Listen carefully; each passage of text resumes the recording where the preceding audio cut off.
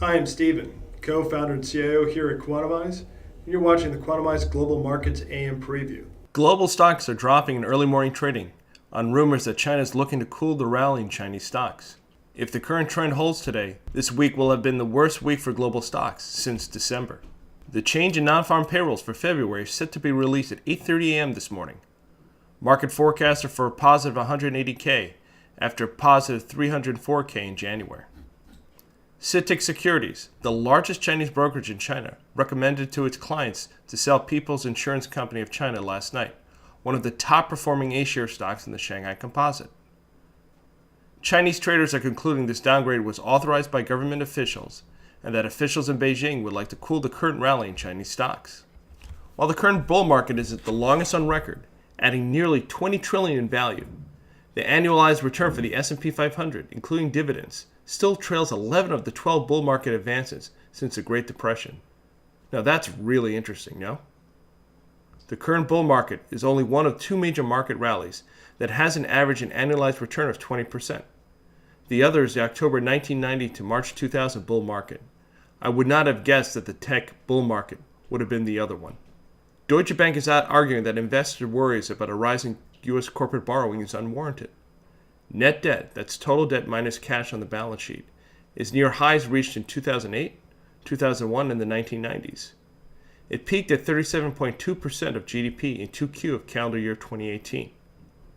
However, according to Deutsche Bank's research, leverage ratios like assets to equity or debt to equity are not high, and they believe those are the ratios that people should focus on. The VIX is little change this morning, currently sitting at 17.37, with Eli Lilly and SPY out of the money calls and puts, some of the most heavily traded options in the U.S. pre-market this morning.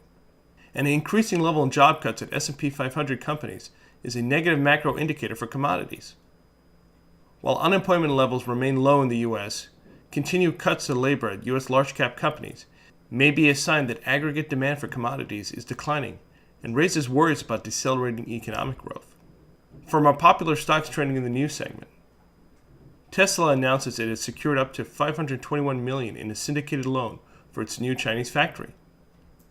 Tesla CEO Elon Musk previously said Tesla would need about $500 million to open its factory in China, and this announcement should be sufficient to build the car and the battery manufacturing facilities planned.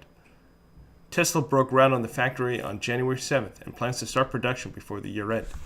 American Eagle's weak first quarter guidance is a temporary situation that will revert by the second quarter, according to Telsey Advisory.